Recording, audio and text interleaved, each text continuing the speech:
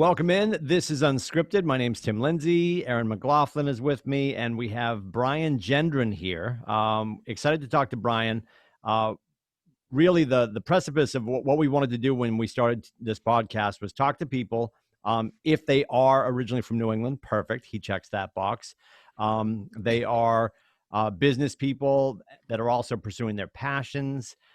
He might also be going vegan. He's also getting ready for a marathon. His wife has her own business. There's a lot to talk about. Brian, first and foremost, you started in tech here in New Hampshire. And then from there, what gets you from New Hampshire to Houston? How do we get there? How do you start doing that? Yeah, sure. First of all, thanks for having me, Tim and Aaron. Happy to be here. Happy to be from New Hampshire. I don't get to talk about that very often. People are like, where's that? They don't want to hear about it in Canada? Texas? Southern Canada. Yeah. I'm like, we have a star and a stripe on the flag. They're like, they don't care. What?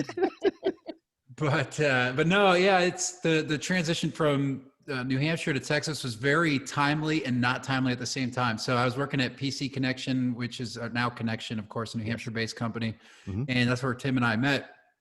And I didn't love it. I didn't like phone sales, as it were. I was decent at it, but I wasn't enjoying it. So I knew I wanted something different.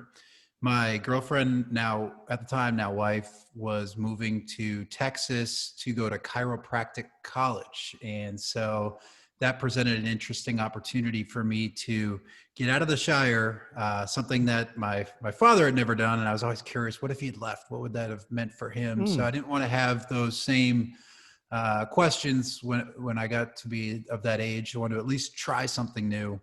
And here was the opportunity. Now I say it was opportune. At the time I was leaving, there was literally a hurricane coming to meet me in the Gulf. Hurricane Ike, Category 5, major storm, took out this exact area that I moved to in Houston.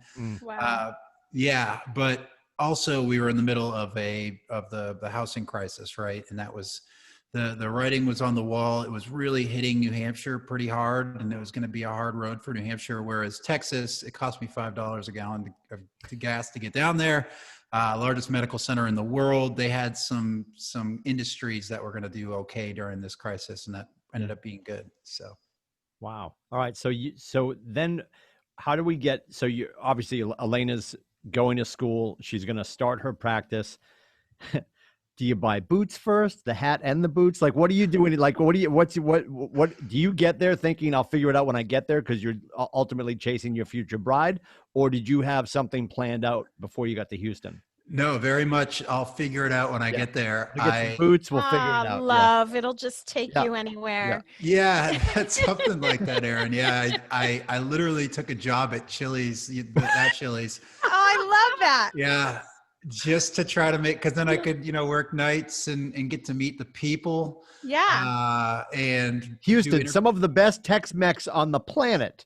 Right. You went to Chili's. Yeah. And, take the kid out of New Hampshire. I waited tables ready for Bugaboo Creek in Newington, which I don't think is there anymore. It is not. Yeah, but that was how I had the confidence to do it. But waiting tables when you're 21 versus 25 was quite a different experience. I was very sore at the end of those doubles. Yeah. And I just, Thankfully, I did. Yeah. You had chiropractic to help you out with that. Yeah. No, not at that. I mean, I did at that time, but I was just being tested on. So. Oh, okay. You were the test subject. I guess. Yeah, they worked at cadavers during the school, and then they found live victims in the evening, and I was one of those live victims. Nice. Yeah. That's amazing. Yeah. So how do we get to your company, Noxserve? How does that all start? And what came first, I guess? Get us down that path. Yeah, exactly. So I ended up taking a job eventually. I worked at Chili's for like 3 weeks, and it was very long. Yeah, it was a long tenure. Grand opening, grand closing. Yeah. Yeah. I barely even learned the menu. But anyway, I took a job very similar to what I was doing with Connection. Just for a local company, and right away, just super refreshing to feel less of a cog in the machine of a Fortune 1000 company to being like, oh, the boss is listening to my ideas and thoughts, and I can go to his office whenever I need to. So right then and there, it was like, okay, small business is the better lifestyle and fit for me. Mm. I also noticed the pace was different, and I wasn't quite sure if that was small business or if that was Texas or both. Yeah. So I had to slow my brain down a little bit to keep pace with this new style of doing business. But I loved it. Okay, Yeah. and so Yeah. years of working with that. Elena eventually graduates, and then we're at a junction where I had moved up a little bit, moved up into management. Mm. And Elena had now had this doctor degree of chiropractic, thinking about opening a clinic, and we could have went anywhere. I said, Sure. but New Hampshire. I'm like, we ain't going back. Yeah. Anywhere but New Hampshire. Everybody in the country needs Oh. tech and a back rub. Yeah. Everybody needs Yeah. chiropractic. Yeah. Well, and here's the deal: like, living in Houston, living in the city, the rate of change is very fast, and being a country kid from New Hampshire, where the rate of change is very slow. Mm. It almost allows me to get both, right? So I get to see, if I take a different way home now, I discover 2 new restaurants here in Houston. If I'm gone for 6 to 12 months in New Hampshire, there might be a new restaurant now in my hometown. So you see, so I kind of get the best of both worlds. And then I was excited. It was fun when you move like that and you go to a completely different environment. That's really where the Delta is, where you learn the most about yourself, right? Mm-hmm. Yep. And so I was like, Lena, look, we can do this. We can go out west, California, Denver. Not now. I'm like, let's explore. Yeah, or we can stay here. And she opted to stay in Texas, which was the safe play. But then and there, I decided that I wanted more for my career, which is when I started thinking about starting my own company. So that gets up and running, and you still clearly have this itch that you want to scratch. And I'm so grateful for social media, because after Connection, you and I may have never crossed paths again. And we truly hadn't barked at each other online in quite some time. And then Aaron and I started having the conversation about starting Unscripted. And I'm like, who is the test subject for the conversation that I want to have as we move through all these episodes is my friend Brian Gendron. And I reached out to you because I knew you were already doing this. And ironically, and you please talk about it a little bit if you have some time. You're also teaching podcasting. Like, so we've got Professor Podcast. He's our people. He's our people that is helped us to get going on. I think it was episode 0. We referenced people. Yes. Brian is our people. Yeah. Brian's the reason we did episode 0. Yeah. Like, you've got to throw some chum in the water to attract the sharks, right? We're like, oh, that's brilliant. So not only are you now, you've got your company that you're starting, your wife, you have 2 boys now. And you're like, I still have this passion project that I want to lean into, and you start doing comedy. Yeah. Talk to me about that. Wait, was it that linear? Like, that seems very easy the way you laid that out, Tim. Well, yeah. I mean, hey, I'm the king of long story long. So the fact that I shortened that so he could tell the story is like a blessing in disguise, right? Yeah. Yeah, I'll kind of start from the beginning. So when I started my company, it's called NoxServe, IT consulting, stuff that we were doing at the other business. That was my first step out into entrepreneurship on my own. I'd helped my wife start her clinic. I helped them start another clinic. And then I was like, look, you got a business model that we can put literally in every suburb in Houston, and we can have this chiropractic empire here. And she was like, Brian, no, I'm done. I'm going to put out a few kids for you. And And so what happened is that I had sort of this entrepreneurial energy. And by the way, that's genetic. My dad has a patent on this product called the Driveway Groomer back in New Hampshire. And I helped him market it back in the day and got some scholarships for it and stuff. So I had this sort of dormant entrepreneurial itch that I was finally, we did Elena's thing. Now it was my turn. And I didn't venture too far. I stayed in the same industry. And that was tough, right? 9 months in, I was like, oh shoot, I might have made a big mistake. Whoops. Yeah. And then hurricane number 2, which was Hurricane Harvey, hit. And then I just kind of dropped everything for a little bit and started just doing work in the community for a few weeks. And it's one of those things where you stop like caring about it, and then all of a sudden it starts coming to you. And then there was a couple of large companies here in town that needed some help with disaster recovery initiatives that came to my company, and we got off and running. So That was sort of the beginning of NoxServe, and then I'd set this goal. There's this thing called HBJ, Houston Business Journal 40 Under 40, and I'm like, I was admiring all the people that I knew that did that, and I was like, man, I want to get that. That would be affirming that I'm doing all the right stuff. And so then I started doing a lot of work in the community and all the things that I thought you needed to do to get that award. And that just lined up all these interesting projects and initiatives and things. I ultimately ended up getting the award, which was kind of neat. But yeah. Awesome. But that's where things like the business podcast, Big Ideas Small Business, came into play. That's where a few other projects that I did working with some local nonprofits. I joined a couple boards, Playworks, helping children play at recess, which is something that kind of is something I'm passionate about. Maybe I'll share a little bit later with the marathon stuff. And Casa de Esperanza, helping foster care kids here in the city. All these different things was a lot of fun and really helped me fill my heart, as well as get my name out there and get my business out there. Yeah. How do you make sure that you're, like, obviously you've got a team of people at NoxServe, because it appears from where I'm sitting that obviously NoxServe is a big part of your life and obviously a big part of your financial growth. It sounds like you have so many other irons in the fire. How much time are you spending at NoxServe? Is that true? And again, probably working from home. I don't know. Yeah. Right now I am working from home. Actually, right a month or two before the pandemic, I stopped working out of an office just by happenstance, good timing. I moved my office home, and really my role is quite minimal in that I don't actually perform IT work, which is actually really nice, right? So I do billing, invoicing, business development, marketing, taxes, which I just did. All that. Oh, look at the smile. Those are great. Yeah, like really taxes. Exciting. So fun. Well, feeling of accomplishment. Yeah. But no, all the back office work is my responsibility, and then of course managing all the contractors that do the work. So that it's actually not as time consuming. Okay. I found that if I was putting a lot of time into it, and I wasn't getting a lot of return on that time. And so I'm like, hey, maybe I should do other projects and other things to fill my time that are fulfilling, that may also lead to business to NoxServe. And that led to me starting another business, which is I had a meeting today for Professional Association for IT Professionals. It's called Execs in Tech. And those are my customers, okay? IT decision makers, as Timmy knows from our days at Connection.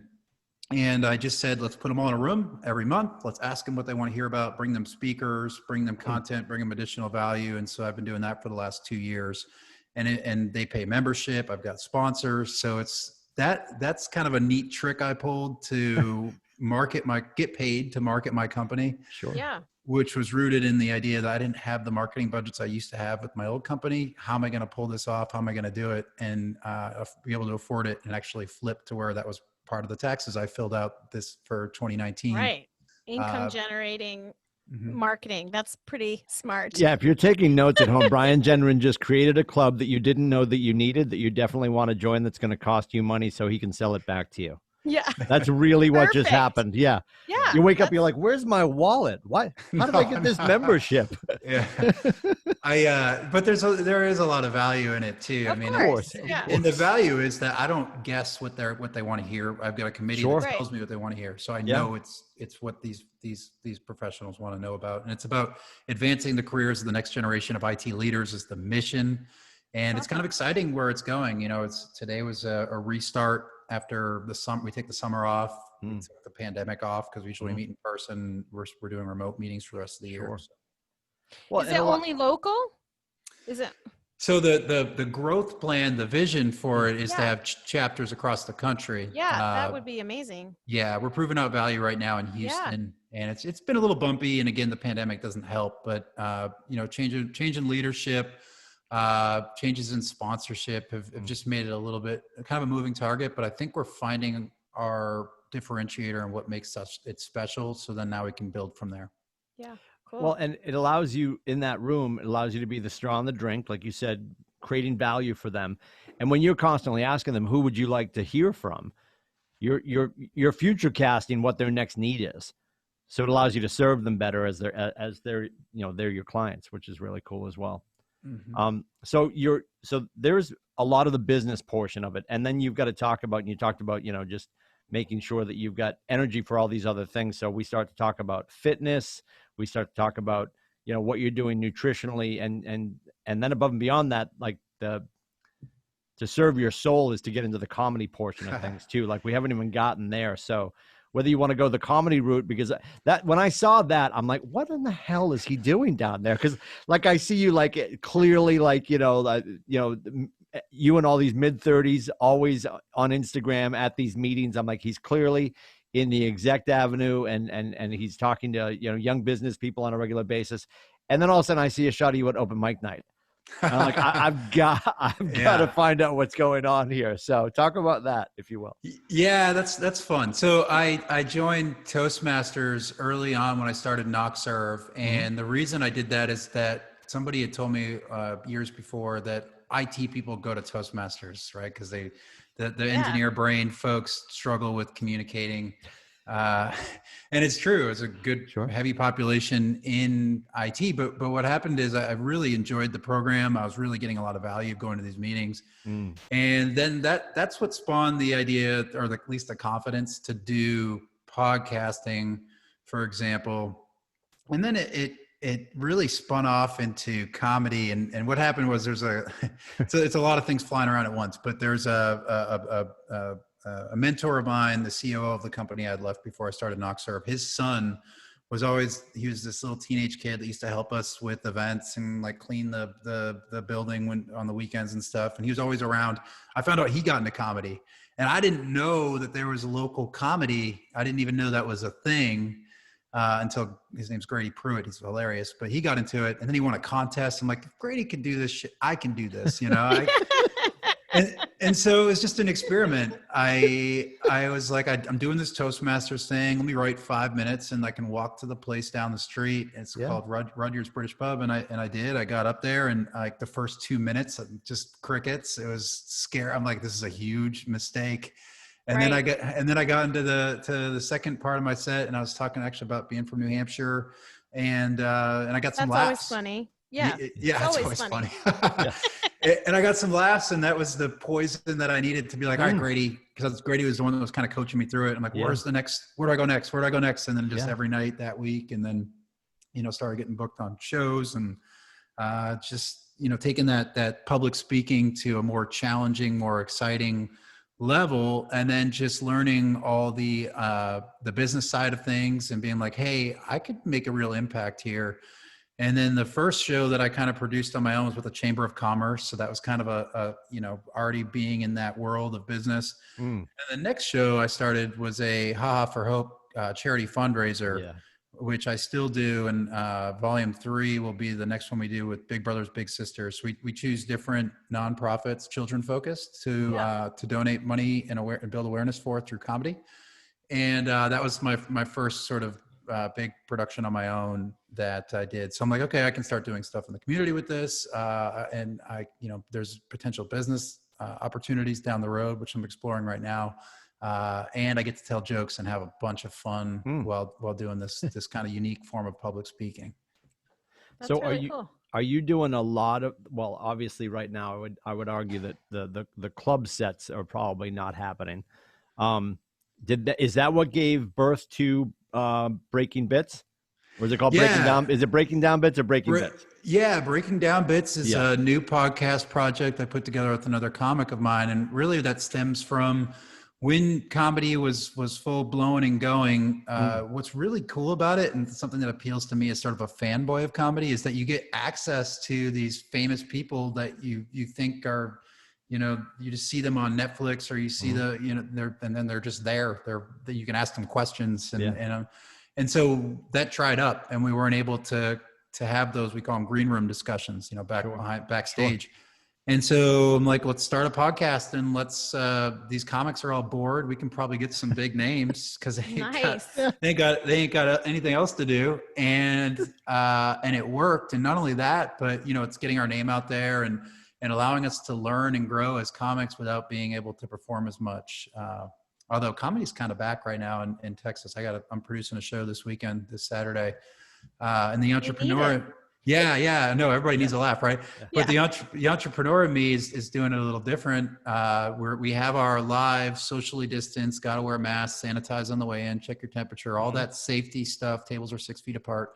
So we can only have so many people, but I've also opened it up where I'm going to have 2, maybe 3 cameras. I'm going to connect the sound directly in the board, and I'm going to live stream it for anybody who wants to pay for it anywhere in the world. So that's awesome. which is kind of neat. And if they're local, they get 20% off the takeout at the rest the place that we have the show. Chili's? Makes it not Chili's. Not Chili's. Nice.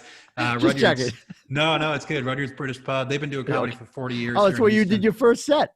It is. Yeah. That's awesome. How cool is that? That's awesome. Yeah. Full circle. That's awesome. So I haven't seen anybody else doing it that way, which is innovative and might prove out to be a business model that I can take forward as a potential club. So we'll see on that. Well, and I'm only coming up with this comparison off the top of my head right now, but it's almost like, coffee and cars with comedians, right? Just that opportunity to sit and talk to them about where, how do you sketch something out? How are you penciling something out? But it's the two of you. It's almost like science fiction theater where they're sitting there watching the movie and they're having that conversation. Yeah. And it's you and you. I feel like your co-host is your regular co-host, correct? Yeah, Drew. Yeah, Drew Wilson. Yeah, and you watch the set, you sort of break it down like game film. Yeah. And then invariably bring that person on if you have the ability to, right? Yeah. That's right. Yeah. That's awesome.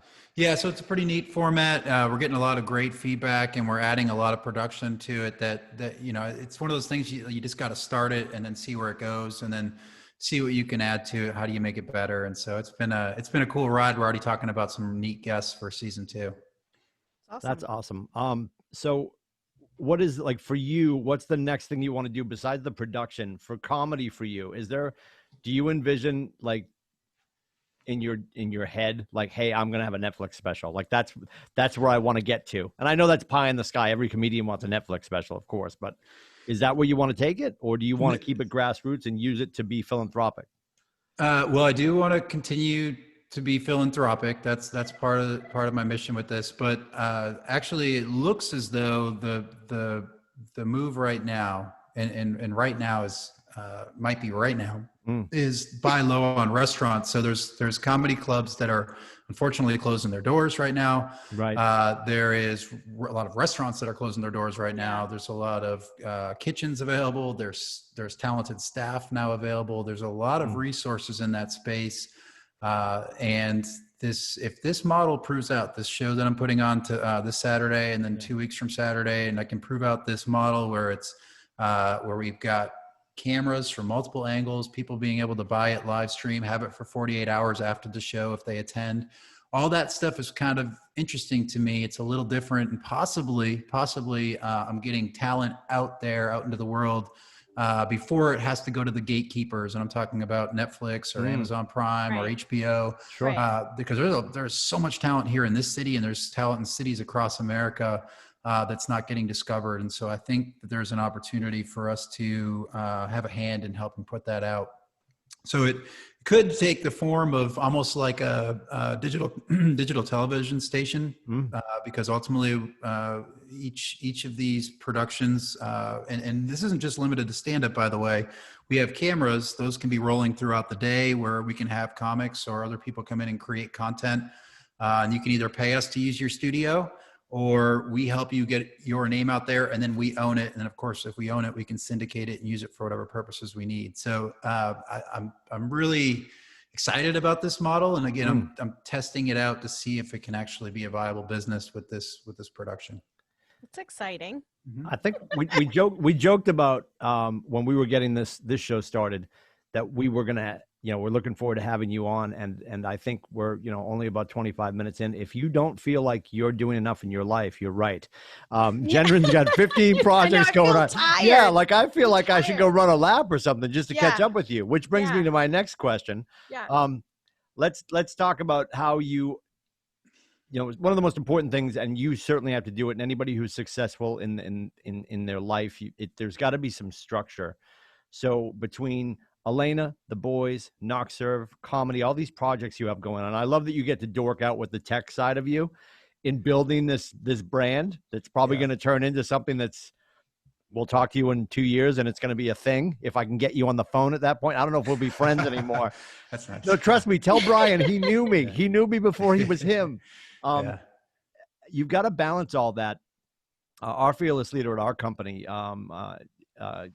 would say that you've got to take care of your temple with nutrition and with your physiology. So you're always, like, I just saw you today on the gram and you're doing deep knee bends and hot yoga and whatever, and you were running, like you did 15 things today already. So obviously that's important to you. What led you to, I think you're going to run your first marathon? Is that what you're chasing? Yeah. That's so right. Houston Marathon coming up. And also you made a nutritional decision for yourself as well that we'd love to hear more about. Is the marathon virtual? It may be. Yeah. Yeah. And I have a friend who's doing the Boston one virtual, I think, did. Yeah. I used to be bummed out about that, but I'm excited about it if that is the case. And I'll tell you why in a minute. But no, yeah. And actually marathon's interesting because the last time I really connected with Tim was when he was running, I believe, his first marathon. He had this incredible weight loss story where he lost me as my weight in a person, and I'm not small. I got some of you back, kid. Don't worry. I got some of you back. We're working on it again, though. But yeah, and happy to donate and support his cause in that. And I think he finished like 10 or 11 since then. But no, it really comes down to, like you said, you've got these values, and I decided that my values were family and health and creativity, and now you're starting to see these things come out, right? Of course, creativity in form of comedy, family, and in the way of spending time with my kids and my wife, and making that a real priority. In fact, starting the company Knock Serve was a part of that. I got offered a really lucrative job that would be, in some ways, I wish I didn't turn down because it was a lot of money. You don't make a lot of money when you don't start going. But I was going to be travel. They said you travel 50% of the time, and I talked to some of the employees. They're like, no, it's more like 90%. Like you come, you pick up your dry cleaning, and you leave. And I'm like, that ain't gonna work for my lifestyle. But health became an important pillar of that.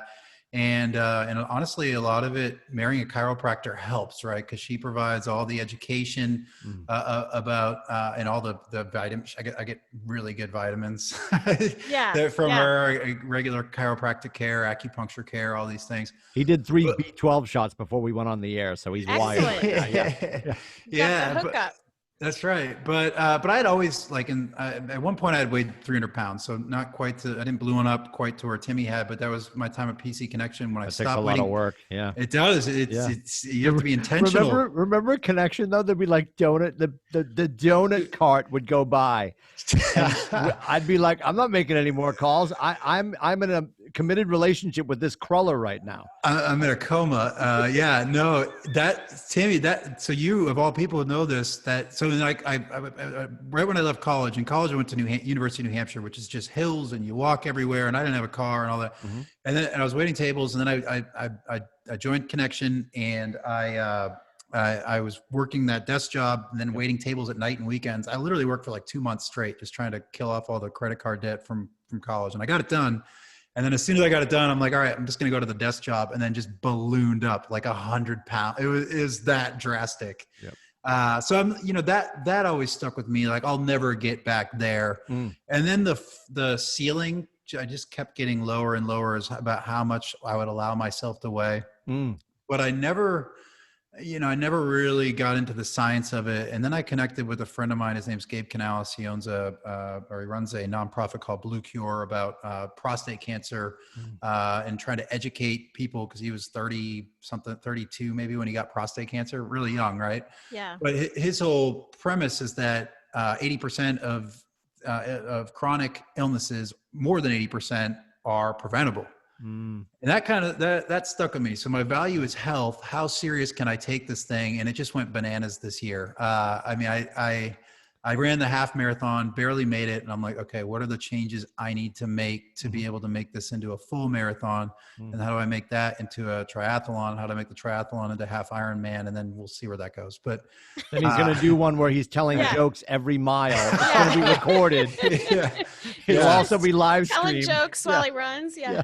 Yeah. So it would happen. Anyway, so I decided to get more and more intentional about the exercise component of it. And that really started in quarantine. I'm like, look, this coronavirus seems to be preventable very early on. I'm like, if they were coming out that, if you're obese or overweight, that you're at risk. And I'm like, okay, well, instead of focusing on the numbers and the ticker of how many people are getting this and how about I focus on what I can control? Sure. And just took that. That's when things really went into hyperdrive. And then training for the marathon was sort of the goal that kept me on track.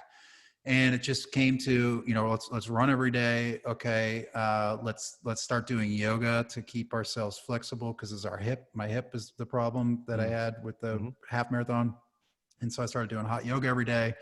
And I was joking. You are doing hot yoga every day. Hot yoga is, so if no one's ever done hot yoga, can you explain? You're in a room, it's 95 degrees. It 108. smells like, I thought it was 108.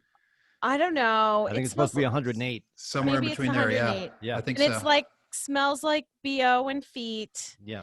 The first time I ever did it, my very close friend and I had both just had babies. So that's not a great place to go when you've just had a baby. And we needed it, but they shut the door at one point and they're like, nope. They don't want you to disturb anybody, right? She reached over, grabbed my arm and was like, I'm pretty sure we're going to die in this room. Yeah. You're all in. You're all in. And then we bought memberships for Well, that's a pretty interesting experience. The first few were pretty hard, for sure. I wasn't afraid of death, but it was, I was like, kind of like when I started the company, like, what am I doing? But, and I should, two things I really want to call out, because these are really important on my fitness journey. Number one was Peloton. My wife introduced me to Peloton. Her and her business partner decided they were going to get bikes, and I had no idea what it was. But once I found out, I was on the bike every day. And so that was something that helped me a few years ago. And then I started exploring the app, which gives me so much cool stuff. So the running that I do, Peloton's coaching me through it while I run. Before I do it, I do a core floor workout to kind of get me warmed up. After I do it, I use Peloton stretching, something I never did, stretching after working out. So critical. Never used to pay that any attention. Yeah. Meditation, I do first thing in the morning. I'll try to find another day, all through Peloton. Right. The other thing. Yeah. So I highly recommend that. And they just dropped the price on their bike, which that's kind of a ripoff anyway. Well, they just added a new one. Yeah. The new one's launching today, so they knocked 15% off the old one. And I got to be honest, I'm surprised. I thought for sure when Peloton went to version 2, or they're calling it the Peloton Plus, I thought for sure they're going to add gradient. Because if you look at the Nordic Track model that a couple of people in my office have gotten, it's got the gradient built into it. I've got the setup from Wahoo that actually it's the kicker in the back and there's a climb in the front. Yeah. And when you're I'll say playing Zwift. Trust me, I'm not smiling when I'm doing Zwift. When you're on the bike and you're in Zwift or whatever app you might be using, when you hit gradient, it actually raises the front fork of the bike up to 20% or down 10%, which you wouldn't think does much, but it does affect which muscles in your body are reacting, right? So I'm surprised Peloton didn't add that gradient to it in this new version, which is and like I said, that bike is kind of a ripoff. In fact, what I would recommend is what you're doing. Anything like that, and then the Wahoo setup's amazing. Yeah, and then $20 a month, you get Peloton Digital. You can throw it on a big screen. You don't even mess with their equipment. Their bike's not even that great. To your point, I was going to joke earlier. You were raving so much that you must own stock. You clearly don't. You just burn it to the ground. Yeah. And then, the other thing I want to call out was I joined Lifetime Fitness here in Houston, and it's a brand new facility, 80,000 square feet, 2 resort style pools. Wow. And it's in the middle of this business area where everybody's working from home. And all summer I've had the place to myself. It's been absolutely incredible. And so it doesn't smell like feet or sweat. Yeah. It's just, it's brand new, all brand new equipment. It will get there. Yeah. The only problem is if he dies during hot yoga, there's nobody to pick him up. Yeah. Yeah.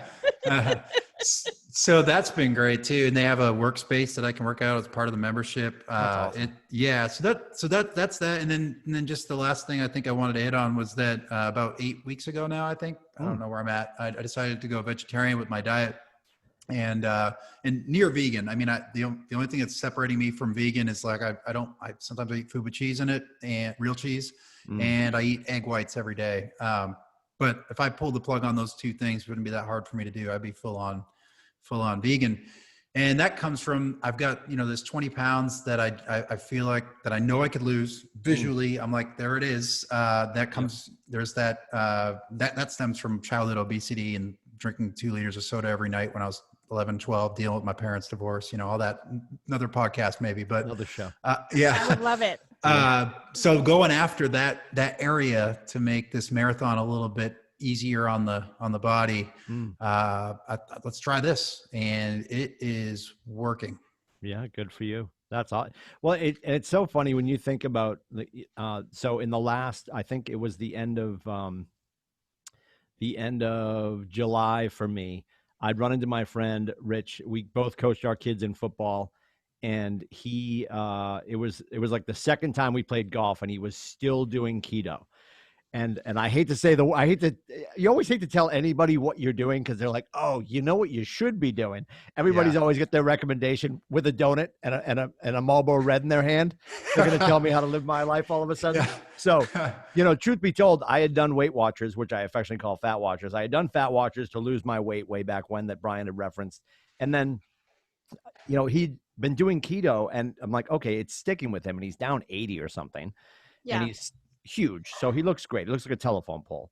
I look like a fire hydrant next to him. That's fine. Another show for another time, as Brian would say. And I just said, you know what? That's God telling me that he's committed to this. That's somebody's telling me in the universe that I should give this a shot. And it was, I guess, new enough or novel enough to me that let me do this, because it'll pull me out of my headspace of what I was doing before. And Weight Watchers has changed so much. Truth be told, I think Oprah's ruined it, because she's like telling everybody you can eat 15 tacos. If they zoom in on the camera, the taco's the size of a chiclet, right? But they don't show you that, right?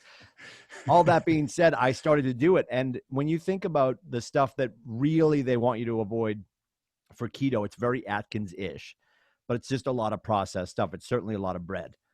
I would like to bring some sweet fruits back into my life. So I think I might start to do, maybe instead of keto, Timo, I don't know what I'm going to call it, but something a little bit different. But it's just really, to what you're doing too, and anything like that, if you think about way back when, if you didn't hunt and kill something, you didn't have any meat.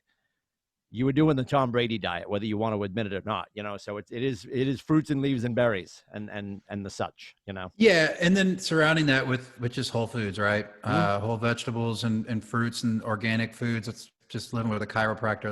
That's just part of the territory. That's the jam. Yeah. Yeah. And then I actually, the cool part is I can be a little bit more lenient with carbs and stuff, because I need those. I work out a ton, and just making sure that they're whole grains and rich in substance, that I'm able to get through these busy days and stay up late to tell jokes. But real quick, I just want to, I know we're kind of running at the end of our time, but the full marathon may be going virtual. And what I've decided is I'm trying to figure out some combination of like wearables or in a camera, something like that, where I can have friends join me on Facebook Live for parts of the run. And I'm searching, and I've had a few recommendations for a cause related to childhood obesity, because that's kind of the beginning of this journey that I'm on. Where I can raise money and awareness, and then also participate and bring people in through this moment. And I already teared up thinking about the finish line moment, right, Timmy? You remember that? So so that's what I'm thinking about doing, just to make it still meaningful, instead of having to be all pissed off that I have to run this thing all by myself. I'm gonna try to wire that up. Yeah, and I have a friend who posted her route with some of our community for Boston. Yeah. And she had worked so hard to get her number, and then it's virtual, right? So what I guess creating opportunity, even depending on where you're running, that certain family and friends can come out and be on your route safely. It's a little bit like, yay for our one, like there's a marathon happening, like there's only one person running by, but it's still, there are ways that you can create it so that you're not alone. Well, I was going to joke with Brian. Like, I always started the Boston Marathon with a ton of people. I typically finished alone. It wasn't dark out when I finished. I have the most patient wife ever. We just celebrated 24 years, and the time she spent on Boylston waiting for my slow Irish ass to finish, right? Now, without fail, too, and just to point this out, because I think I can compare it to what a lot of people are going through, is the year the bomb hit, I was having a particularly horrible year. And when they finally shut down the course, I was at mile 22, which is in between Cleveland Circle and the top of Heartbreak Hill at Boston College. And they shut us down. They sent us back to Immaculate Conception or St. Ignatius on campus at BC. And through a series of phone calls, didn't have my phone with me. My mother, you have to hear my mother. Why don't you have your phone? I've earned the right to be without my phone for 4 hours, right? I just trained 18 weeks. Anyway, that aside, we had to wait 11 days until they reopened Boylston because they were obviously doing a lot of FBI work down there. And my wife drove me down with Aiden, and my father-in-law was with us, and she dropped me off at St. Ignatius at BC, and I finished it by myself. And it was cool because that morning I'm running down and a couple of people like walking to work, and one guy on a bike realized what I was doing. And what I didn't know, my good friend John Duggan, who works, has run a bunch of Bostons and who works on the race team, had mailed my wife a medal because I never got one because I never got to finish. So she had a medal for me that morning when I finished. That's cool. Oh, that's super cool. I can certainly understand how people are going to feel running for you, your first marathon, and it's going to be virtual. At the same time, if you can tie it to a cause that we can help, you and us and all your friends can help support, that would be awesome. Yeah. That's really cool. You're still going to love it. And then you're going to get addicted, and you're going to have that moment for about 7 minutes after every Boston. I'd be like, that was the dumbest crap I've ever done. Then you get in the car and you're driving home, and I know I'm going to my parents' house in Chelmsford, and there's going to be a Mai Tai the size of my head and like a bunch of sushi, and I'm like a seal laying on my back eating dead fish, and I'm like, when do we sign up again? You'll be right back into it. Right back into it. That's awesome. Congratulations. So much going on. What are you doing tonight? Like, do you ever take a break? Yeah, so there is I gotta actually, after this I have to bring the kid to jujitsu. Oh, yeah, so that's fun. And then I'm gonna go do some hot yoga, and then I gotta go to open mic, and then I've got a fantasy football draft, and then nice. Yeah, and then hopefully roll into bed and start it all over again. Yeah. Fantasy football. That's my husband's already like had his draft party. Who and hasn't? Yeah. He's already been on his phone, and I'm like, how are you doing fantasy football when there's no football? He's like, there's football, Aaron. There's football. I know. I was like, oh, okay, whatever. Somebody called me on this. They're like, I could name off everybody on the Patriots 53-man roster a few years ago. And they're like, why do you know all that? And I'm like, why do I know all that? So I am awful at fantasy football now. I'm kind of more of if anything, a comedy nerd than I am football, but I do my best. I'm like, here's my donation. I'm not. Yeah. It's for fun. Yeah. It's totally. And that's what, he said. He's like, it's social. And we, he and his friends in the group, they text each other like, I feel like all day trying to work trades all day. So I'm like, oh, okay. I get it now. And you need it. It's the pandemic has made it so everyone needs it. I used to, I used to be into all that. I'm ahead still. Or when I used to work for somebody else and didn't give a shit, I was on my computer all day making trades and stuff. Now I don't have time. Too much going on now. What I love, the great quote, we had our draft, and I've been doing it with my friends from the neighborhood. This is our 25th season since college finished, which is horrible to say out loud. And like 2 picks in, everybody's just like, my team sucks. Like we're immediate, like, because everybody's like going out, they're going to do their homework. And I got all this stuff, this like beautiful mind schematic written on their bedroom window with a black marker. Like they know what they're going to do. And then it goes to hell. Well, Timmy, you started on like spreadsheets and stuff. Now there's, I imagine, right? You get perfect information now. It's not even, it's not even a thing, right? My theory this year was best available athlete or any hyphenated name I could get my hands on. Yeah.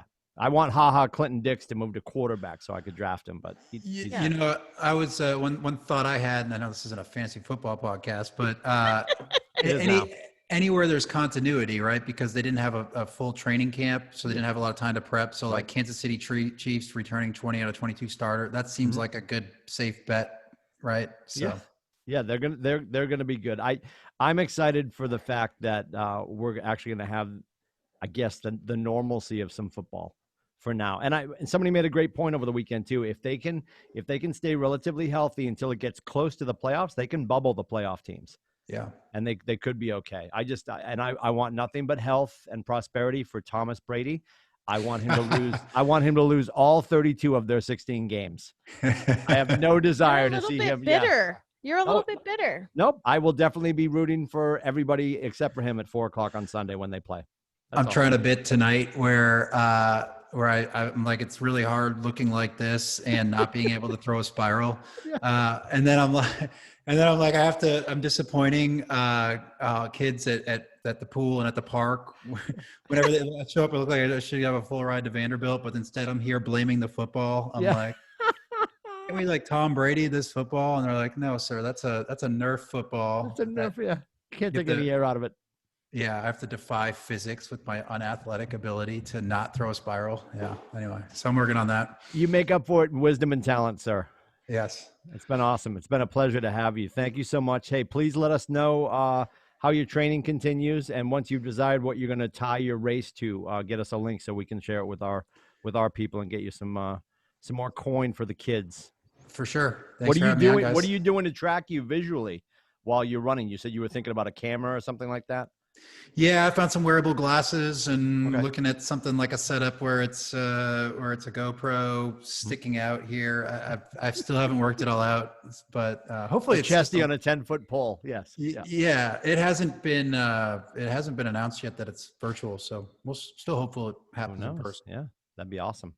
Be awesome. Brian Gendron, thank you so much for joining us. Thanks, Brian. Have Thank a good you. set tonight. Tell everybody at Chili's we said hello. I feel like you're going to stop by there for some chimichangas or something like that.